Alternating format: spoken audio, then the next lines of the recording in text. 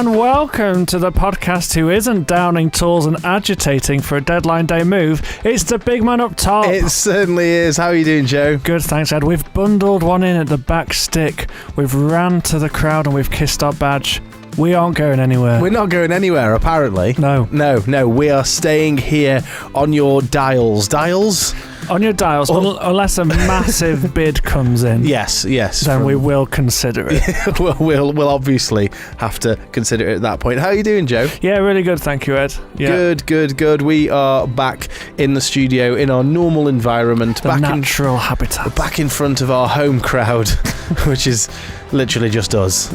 And it's what we used to, though, isn't it? It's what we used to. It's where we perform best, I think. Yeah. We were away at a Christian festival last week, and it was an okay performance. It was, it was respectable. It was a solid 0-0, I felt, but a really great interview with Stu McGregor last week. Make sure you check that out if you haven't already. He's a Christian and a football agent, it was really great. We've had some fantastic feedback, so thank you very much for that. A few notices, Joe. Go on. Well, maybe one notice, really. We started the season with, we announced an FPL league. Yeah. And we've not really touched on it. No, I think because neither of us are doing that well. That is the main reason. So I thought I'd just have a look. First of all, so there are 18 people in the FPL. Strong. So this is only interesting to the 16 other people that are in it. There's still room. You can still join. Joe, you're currently in 12th out of 18. How do you feel you're doing? Yeah. I'll take that. Now, me, on the other hand, I started quite well. I think I was third after the first round of fixtures. I'm now 16th out of 18. It's just not spiraled. going. You fear for Ed Jervis. You do a little bit. But we've got Andrew and his Ginger All-Stars currently top of the league, 188 points so far. Tim Watson with Madeley Super Club. He's my vicar. He's second in the league. And Rob Woods as well with Real Ale Madras, his team. It's good, isn't it? It's good stuff. It's basically the best thing about FPL is the team names, isn't it? Yeah. But yes, thank you to all the guys and girls who are taking part in our FPL league. So, Ed, shall we start with a little bit of trivia, as is tradition? Let's do it. This week, I'm quizzing you, Joe.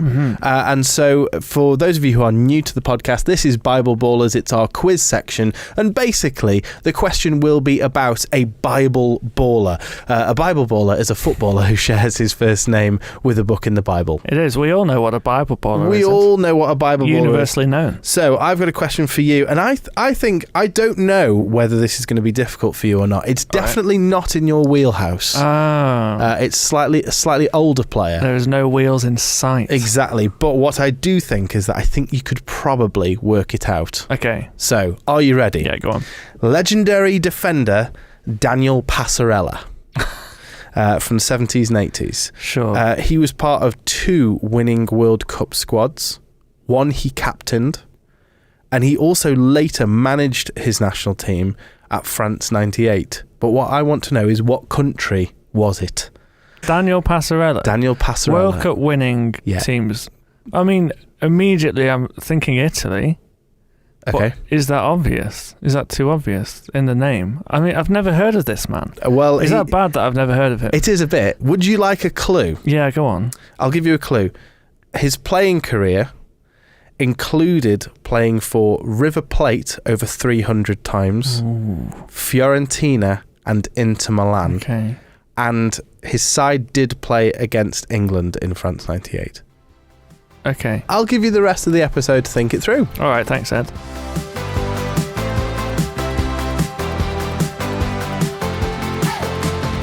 Okay, Joe, should we start by having a look at the weekend's Premier League action? Quite a lot going on this weekend, wasn't there? Quite an eventful weekend. Lots of games on. There's far too many games on it. There's like 4 on the TV yesterday. Yeah, no, I know what you mean. You get to that point where you're sort of waiting for the 4:30 kickoff, and you're a little bit footballed out by the end. You are a little bit. On Saturday, my wife was in London. London? Not London. And when she went to London, I was like, oh, so I've got a whole day. Great. Football is on. Yeah. We'll get the snacks in. Yeah. Went for a coffee with a friend in the morning, and then I was like, I've got a whole day of football ahead of me. And the idea of that is brilliant. And then you sit down and actually, some of this is quite dull. Let's start with your team, Joe. I think this was the blockbuster fixture on paper, wasn't it? It was. BBC Sport actually described the game as huge ahead of kickoff, which I thought was wholly inappropriate. You can't describe a game as huge before it's even taken place. Anyway. You can't, and definitely not in game week 3 either. It feels quite early for this game to be billed as anything. There was lots of title decider chat going on. Yeah, not having that. But Liverpool coming away 1-0 victors. What are your general thoughts? Well, I felt like it was quite a dull game, really. I think for the neutral, this probably wasn't that interesting. It could have been 1-0 either way, and I don't think there would be too much to argue with there. I think if Arsenal won this 1-0, I think you'd be fair enough, they played it well. Great goal from Szoboszlai. Fantastic Incredible free kick. It's been talked as the best free kick in Premier League history, which I think is quite a stretch. Yes, I don't know what you think. I thought it was a really, really solid free kick. I particularly enjoyed ref cam. There's been 2 goals this week from Liverpool that have been shown on the ref cam, and you've thought, I don't think this was the intention of ref cam to show good goals. Great goals. But, you know, listen, fair play. It worked. Can I ask about Szoboszlai? He started it right back in this one. Yeah. Haven't they just spent a lot of money on a decent right back? What's going on there? They have brought in Frimpong for a fair amount of money, but he was injured in the first game week, as is Connor Bradley. So they've had to try and make do. Especially because like Szoboszlai was so good last season. He felt like, particularly towards the end of the year, like everything went through him. And is it not just wasting a talent to be sticking him at right back? Well, you know what? Szoboszlai's first couple of months in a Liverpool shirt, he had a lot of comparisons to Steven Gerrard. He was given the number 8, which is a big shirt to fill, and everyone was so excited. And then he kind of dipped off a little bit. He wasn't the most consistent player. He's very energetic. He reads the game well, but his final product hasn't been brilliant. He scored a few goals here and there, but in this game, he was just absolutely brilliant. He very much a makeshift right back, and I think if you're Arsenal, you're seeing that. You're seeing Martinelli down the left wing, and you're thinking, that's where you're going to get joy. But it just didn't happen. I think the thing that struck me is because he's a natural central midfielder, every time he got the ball, he wanted to drift inside, a bit like Trent used to. Well, that's the thing. There was shadows of Trent at right back. There was cutting inside. There was spraying long balls. I think what stood out for me more than Szoboszlai's ability to play there, it was Arne Slot's decision to do that, because Connor Bradley was on the bench, Joe Gomez was on the bench, Endo's played there before. It could have been very easy for him to say, we'll play maybe half each. We'll go with what we know. Yeah, we'll go for a defensive player there, but his ability to kind of craft that decision to play Szoboszlai there, it really worked, and I think that's props to Arne Slot for seeing that tactically. What do we think about Arsenal's performance in this one? Because I kind of feel like, yes, it was close, but actually towards the end you did see the gulf in class a little bit. Liverpool were definitely the more dominant team, and I think like this is the point with Arsenal, like they need to start being better in these big games, don't they? Yeah, it's that next step for them, isn't it? Because I think they could nick a goal here, and it would be described as a masterclass almost. But it's the ambition. I think if you're an Arsenal fan and this team needs to win a league for this to be a success. They need to win it this year or next year, I think, or Arteta's gone. And you want to show up to these games and you want to go for it. If you're going to win the league, you need to win this game. This is the hardest game of the season. To win here at Anfield would be such a statement of intent, to be like, we are here. But it's so often with Arteta, they set up to be okay with a draw, and that's not good enough to win a league. I think a lot of chat is Arteta's record against the Big Six. He never loses, but he rarely wins as well. He's never won away at Anfield, he's never won away at City, and you can't win a league doing that. So, speaking of City, they found themselves falling to a 2-1 defeat away at Brighton. This was a really weird one, wasn't it? Because I feel like for an hour, Man City looked very, very dominant, and a little bit shaky at the back, but generally looking like City.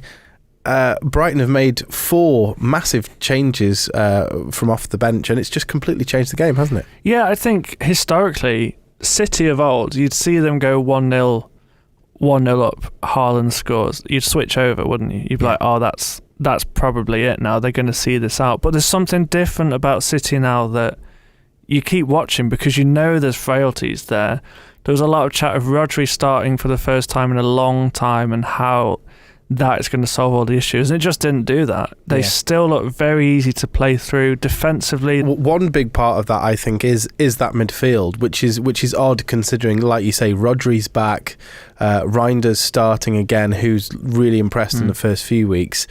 But yeah, you're right. Like Brighton were able to bypass that midfield quite easily, weren't they, in this one? They were able to. And I also think going forward, they are kind of missing... They're missing Kevin De Bruyne. Obviously, he's past his peak, but he was such a big part of that behemoth of a Man City team. He was so creative, always picked out a pass, and they are missing that in midfield. Can we touch on a couple of Brighton players? I think Minter on the right had an excellent game, just really giving Aït-Nouri a torrid time. I think. Yeah. But I think there was a lovely story, wasn't there, in James Milner coming on and scoring the penalty for the first one. Yeah, this was such a lovely moment. Very reliable from the penalty spot. Yeah. But he hasn't scored in 6 years, which is insane. I'm sure I read that the last time he scored, he was playing for Liverpool. Yeah.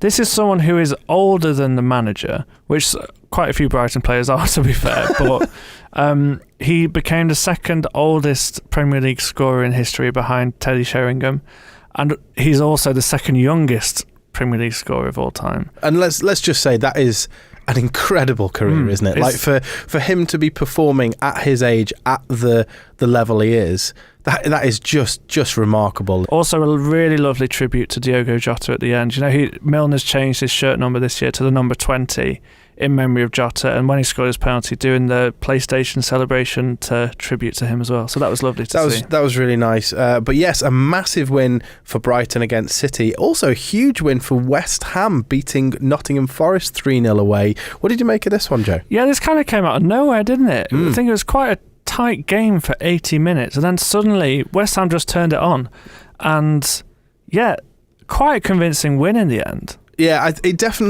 scoreline definitely flattered West Ham. It was much closer than it appeared. But I think the thing is we all talked about fearing for West Ham at the start of the season. They haven't played great, and actually they dug out a performance. And when you're the away team, that's what you want to do. You want to stay in the game for as long as possible, and hopefully nick a goal or two or three in this case. But yeah, absolutely massive win for West Ham. Like Graham Potter, he really needed this, didn't he? He's got a new haircut, and now he's got 3 points as well. Yeah, and he's kind of his post match was quite smug. It was, I don't know if you caught this, but he was very much saying there's a reason that I'm sat in this seat and all you journalists are on the other side. Like, let's not get ahead of ourselves, Graham. Yeah, it's one win. Yeah. It's one win, and Forest aren't particularly in a great place right now in terms of their manager and owner. Big things happening at Nottingham Forest. What's going on at the moment because you mentioned Nuno and the owner. What on earth is happening there? Yeah, I mean, we all know what Mr. Marinakis is like, and his relationship with Nuno has really deteriorated over the last few months. I think particularly, do you remember that game the back end of last year when they didn't get into the Champions League? It was meant to be this big celebration of getting into Europe, and he marches onto the pitch and has a go at Nuno on the pitch. Yeah. I think since then, tempers have flared and they're not getting on well. Speaking of managers under fire, shall we say? I don't know. Man United getting... Yes. I don't know what to call this win against Burnley. It's sort of unconvincing, but better signs. Like, what was your assessment of Man United getting a 3-2 win at home to Burnley? I think they just needed to win. I think after the Grimsby performance in midweek, probably the lowest point of certainly Ruben Amorim's tenure. And the sort of the counters on the board didn't help, did it? Like, you know what happens with memes. Yeah. Don't be doing all that. It felt very much like Steve McLaren and the Brolly. It's the Wally with the Brolly again. All of that it? sort of stuff. You're just thinking, don't have your your counters out on magnetic board. And he got a lot of stick for not watching the penalties. I think his response to that was, it didn't matter at that point whether they won or lost, so what's the point in watching? And I think that's not going to inspire your team. Yeah, exactly. So I think going into this Burnley game, he needed anything he could get to get people back on side, to just get a win, to get some momentum going. And to be fair, United looked really good in the first half. He needed a response from his players, and he really got it, didn't he? I thought Mason Mount in particular looked very good. The pressing, it felt like a compact unit, and really, United should have been out of sight at half time, shouldn't they? They should. They had a lot of chances, and they should have put the game to bed. They looked really good going forward. Like I say, Mason Mount, he's been kind of one of the bright spots of the start of this season for them. They found a place for him. They did start with kind of playing him as a striker, which I don't think is his natural position at all.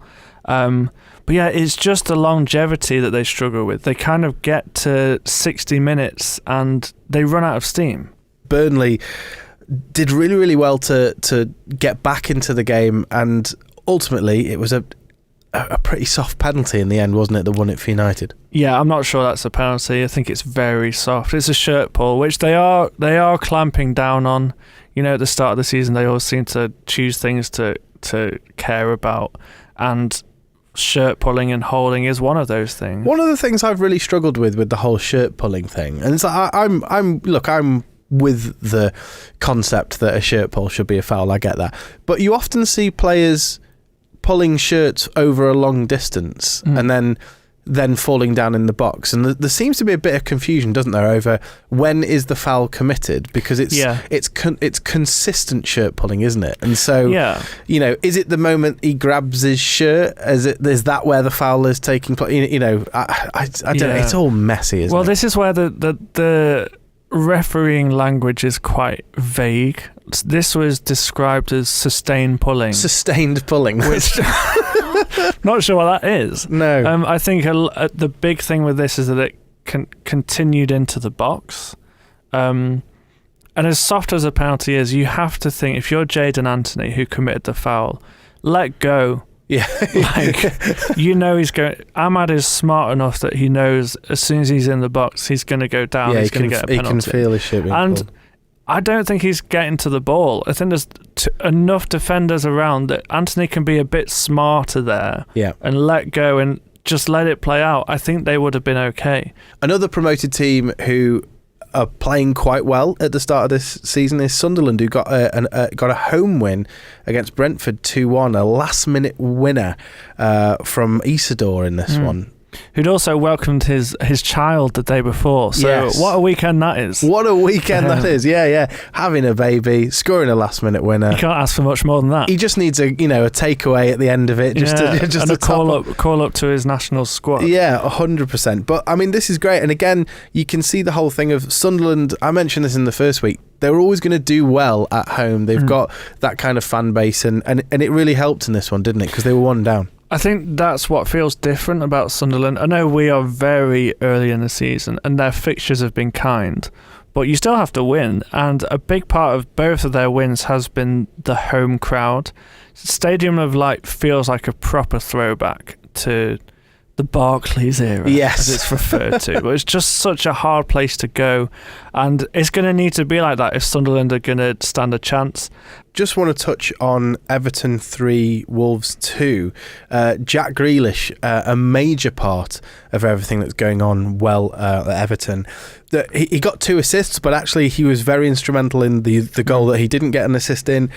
It's lovely to see Jack Grealish playing the kind of free-flowing football we saw him play at Villa. That's how you want to see him play. Yeah, he was successful at Man City. Let's not get it wrong. He played in a treble-winning team, and he played quite a lot for them.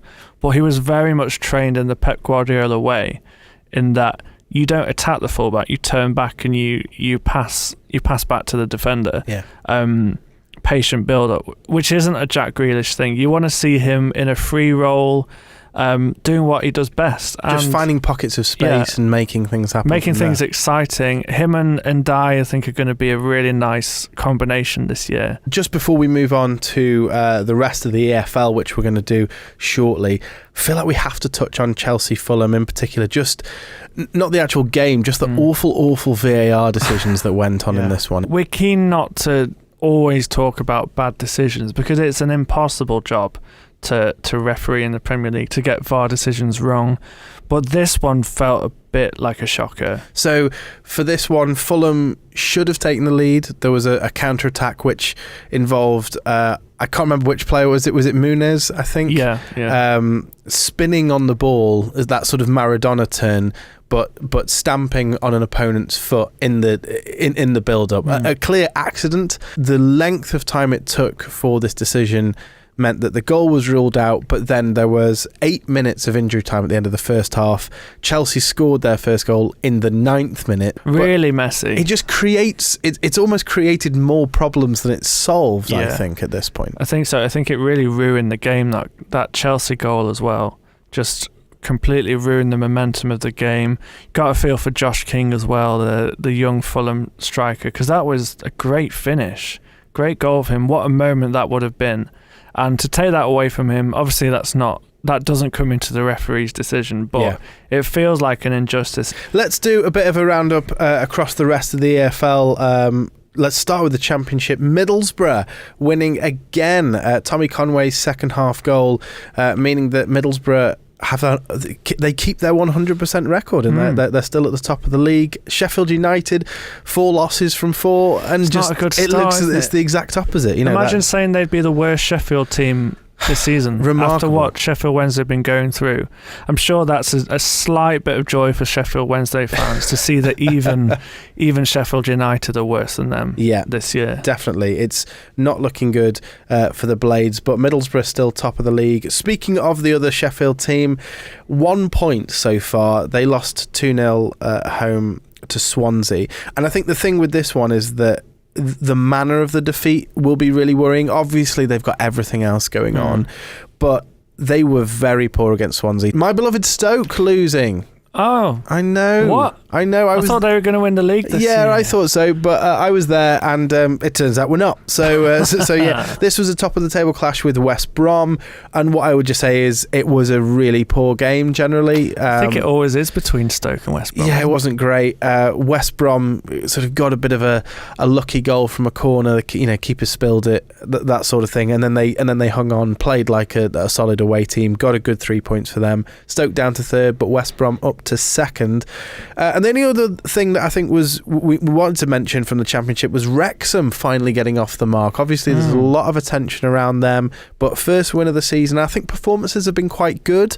Yeah, I think they've surprised a few people. Obviously, they've got a lot of backing. They've signed some good players. But there was always that chat of the Championship is just another step up. There's a big gap between Championship and League One. So they're holding their own. The performances have been good, like you say, and this first win is going to look great on the documentary. Going into League One, Cardiff, 4-0 winners, home to Plymouth. Just again looking really good, resounding, thumping victory, and conversely Plymouth not looking great either. Tom Cleverley's Plymouth. Stevenage winning against Wycombe. Delighted to be back to winning ways. They are a point behind Cardiff in 2nd. Wycombe with only 2 points from 6 games, but also Bradford and Barnsley have started very well. They both scored 3 at the weekend, so they find themselves in the playoff places. Let's move into League 2, where 2 defeats in a row now for former league leaders Crewe. They find themselves in 4th. This was a really poor one for Crewe, losing 3-0 at home to Swindon, and Swindon were more than worthy of the margin of victory in this one. And you'll just sort of think, well, it was a good start to the season, but 2 defeats in a row now. They'll want to stop that. But if you're coming up against Ian Holloway, then It's a tricky time. He's got the voodoos going on. He's got his wife saging the training ground.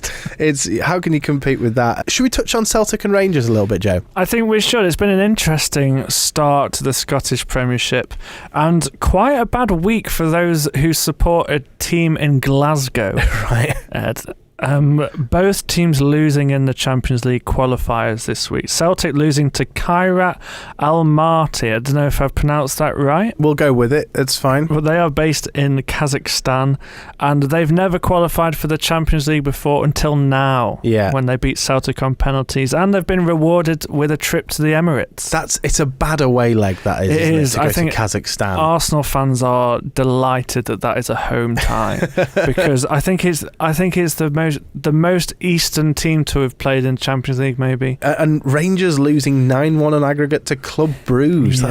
That's not good, Again, is it? not a great start to life under Russell Martin. They played each other this weekend in the first Old Firm derby of the season, so a chance for Russell Martin to stake his claim as a Rangers legend. And what happened? It was the dullest 0-0 you've ever seen. Apparently, if you're a follower of the XG, the lowest recorded XG in history. Great. During a game, 0.33. Russell Martin, it feels like he's just sort of continuing his malaise from Southampton, just in Scotland now, and yeah, a bit of a shame for him. Yeah, you take the Rangers job because let's be honest, it's quite easy.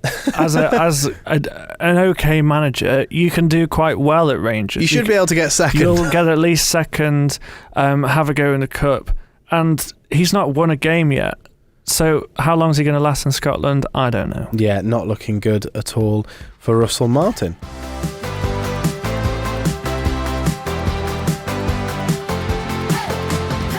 So we wanted to talk today about transfers, Joe. So as we record this, it's Monday and it is transfer deadline day today, isn't it? It's a massive day, yeah. Huge day.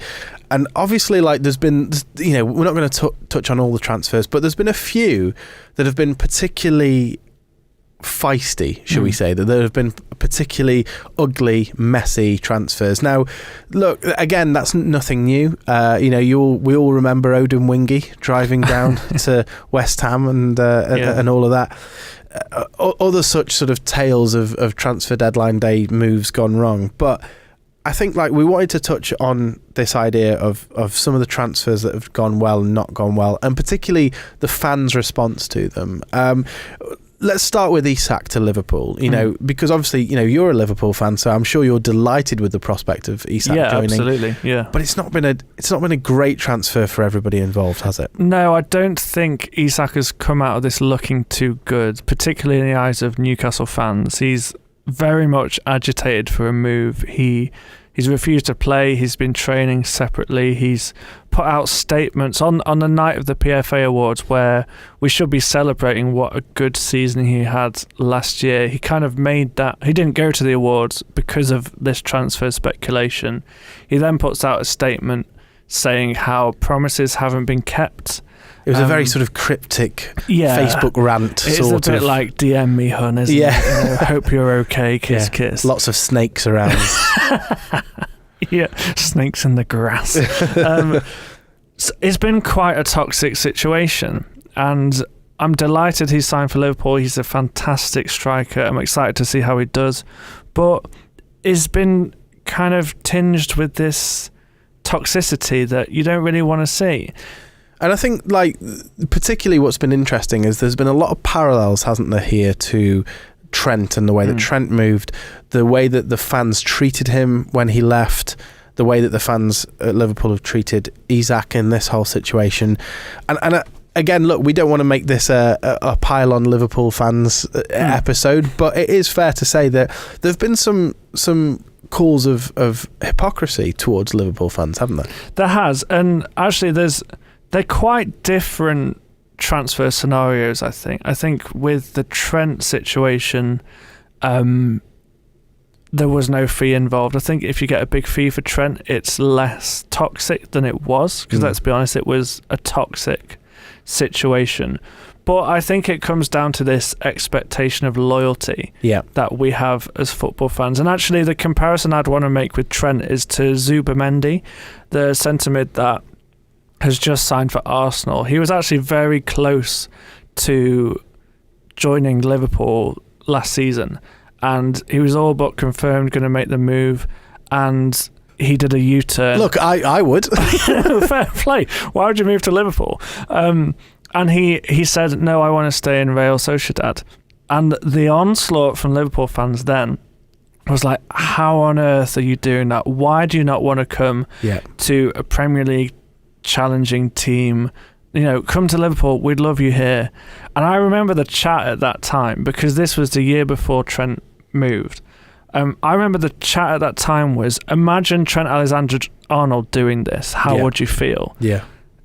Lo and behold, that's exactly what happened. And the levels of hypocrisy on show there was so interesting, because we expected Zubimendi to come to Liverpool and drop all of this loyalty stuff, come and play for one of the biggest teams in the world. When it happens to your player, you're like, why aren't you loyal? Why aren't you loyal to this team that you supposedly love? And there's been a lot of conversation around Isak and the whole sort of, the way that he's been approached as well, and his behaviour, and comparisons to Wissa going to Newcastle as well. Yeah, a very similar situation actually, because Wissa also, he wanted to move to Newcastle, seen as Isak's replacement. He also agitated for a move. Newcastle fans spurring that on, saying, come on Brentford, why are you holding Wissa hostage? Yeah. At the same time, Isak is doing the same to your team, and you're turning on him. Does this just mean, are football fans hypocrites? That's ultimately the big question, isn't it? Yeah, absolutely they are. I think you see it in games as well. Like if your player dives and wins a penalty, then it's a penalty every day of the week. It's clever play. Yeah, it's smart. He's bought the penalty. Yeah. If it happens against you, you're turning on and you're saying, how on earth is that a penalty? It's everywhere. Hypocrisy is everywhere in football. And why do we think, sort of, moving on to, what our faith speaks about this, like, why do you think that is an issue, particularly for us as Christians? Because look, I've done it. I've sat in the stand, and I've been furious with it. Just happened at the weekend. I was furious with West Brom time wasting, and yet if that's a big one, actually, if my team's doing it, I'm saying, yeah, good, get in the corner, and take your time with the throw and all that sort of stuff. Why is hypocrisy such a crucial thing for Christians to bear in mind? It's something that Jesus outwardly spoke against, isn't it? He was big on hypocrisy as a bad thing. Quite a lot. He spoke about it at length. I think we should take a look at Matthew 7. I think this is one of the most famous examples of taking the plank out of your own eye before you speak of someone else. It's titled Judging Others, from Matthew 7. It says, do not judge, or you too will be judged, for in the same way you judge others, you will be judged, and with the measure you use, it will be measured to you. Why do you look at the speck of sawdust in your brother's eye and pay no attention to the plank in your own eye? And then a few verses later it says, you hypocrite, first take the plank out of your own eye, then you will clearly see to remove the speck from your brother's eye. What Jesus is saying there is you cannot expect to judge somebody for their behaviour if you are not dealing with your own behaviour yourself. It's the tribalism of us and our team. We excuse poor behaviour when it comes to the way our players behave, the way our clubs are run, but also the way that we behave as supporters as well. A quite prominent example of this as a Liverpool fan, and I'm aware that I'm doing a lot of Liverpool fan bashing here, but I am one, so that's okay. So you're allowed to do I'm allowed to. I'm taking the plank out of all of our eyes. Oh yeah, collectively. But do you remember the Luis Suarez racism incident with Patrice Evra? Yeah. And I think it was quite clear what had happened, that had happened. There was quite a strange movement from Liverpool to wear these T-shirts in support of Luis Suarez, and that felt really uncomfortable. But it was kind of a feeling of, Suarez wouldn't have done that. Yeah. Like, we will back this team. And there's a level of backing your team. Yeah. But then it's that He's thing. one of us. He's one of ours, yeah. And there's an element of loyalty there, but also when someone that we so adore does something bad, we have to be able to call that out and recognise that actually there are issues bigger than tribalism. One of the things I would say, and this is not in any way to excuse hypocrisy, but sort of, from the other point of view, is that I think some of it actually might have something to do with that fans maybe feel that justice isn't applied fairly. We live in an unfair world. We live in an unfair, league, when it comes to football as well. I think about things like Man City and the charges they're facing, and there's a lot of sort of sentiment from a lot of football fans. Oh, well, they get away with it, and we wouldn't, and so that only helps to foster this thing of, well, I've got to support my team and I've got to back my team up because nobody's coming to their rescue. I think you see that a lot with Liverpool for many years felt like there was a bias against them, didn't they? And so there is a thing of it has to go hand in hand with justice. If fans at least feel like, oh well, it all evens itself out in the end, then it's much more easier to be level-headed and pragmatic about these things. But that said, we are all, I think, very guilty of that kind of tribalism and hypocrisy when it comes to these things. Yeah, and thinking about how we can kind of apply this to everyday life, because hypocrisy happens outside of football as well, doesn't it? In our culture, we're very prone to comparison and envy and that kind of thing. And I think a really good practical step about this is being honest with yourself. Yeah. Being honest with God. Where are the areas in my life where I'm not seeing clearly what I'm doing wrong here? Like, we can be honest with God, right? And we can talk to him about where am I being blind in my walk with faith? The other thing as well about spending time with Jesus is that as you walk with him more, you begin to get a sense of his heart, and God's heart towards us all is all equal. It doesn't matter what team you support or who you are or where you're from. He loves us all equally, and so actually, the more time you spend with God, the more you see others through God's eyes and through the lens of Jesus.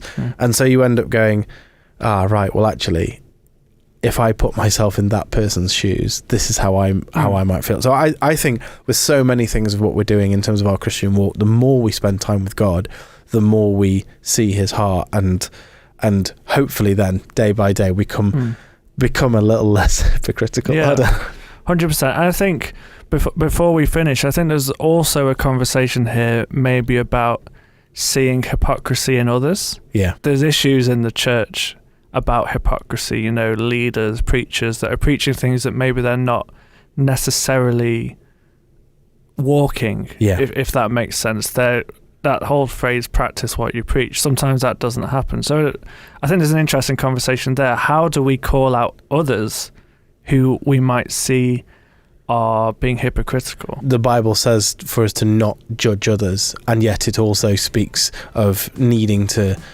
call out injustice where it's happening, isn't it?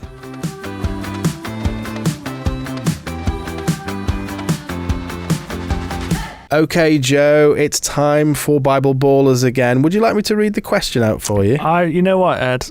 I'd love that. Okay, so legendary defender Daniel Passarella, who was part of 2 World Cup winning squads, one he captained. He also later managed his national team at France 98. What country did he represent? And I gave you a few clues. You did. That was very kind of you. Yeah. His playing career included over 300 appearances for River Plate, Fiorentina and Inter Milan.